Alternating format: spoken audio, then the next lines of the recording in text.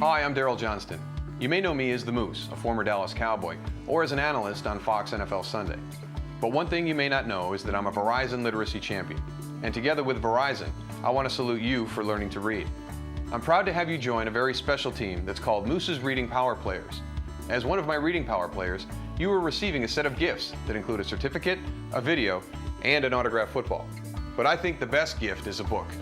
I chose each of these books because these are the ones that have special meaning to me and have made an impact on my life. The fun and discovery of knowing how to read all started for me with Curious George, that pesky little monkey who was filled with a spirit of adventure. He made me laugh as a kid, and I still get a kick out of his story. Learning to read is a lot like the adventures Curious George has had. It's not easy, and along the way we all make some mistakes. But then there is that wonderful day when you open up a book and you can read every word. Once I got to elementary school, I could really relate to Judy Blume's Tales of a Fourth Grade Nothing. Anyone with a little baby brother or sister can relate to Peter's struggle to be noticed and to be important in his family. Not knowing how to read is a struggle, and a lot of people will not pay attention to you if you do not know how to read. Learning to read gets you noticed in a really good way, and reading gives you the power to make your own way.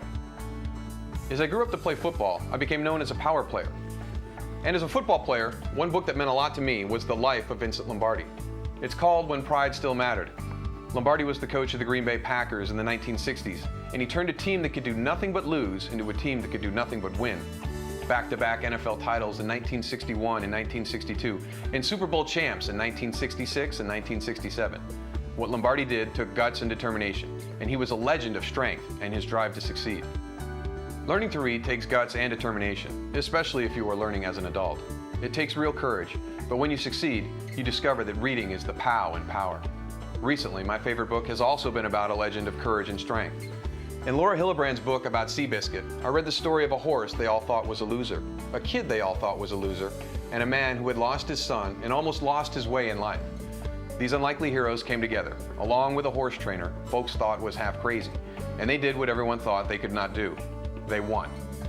I believe that when people succeed in learning to read, they win in life. That's why I'm a Verizon literacy champion, and that's why I want to recognize your courage and your achievement in learning to read.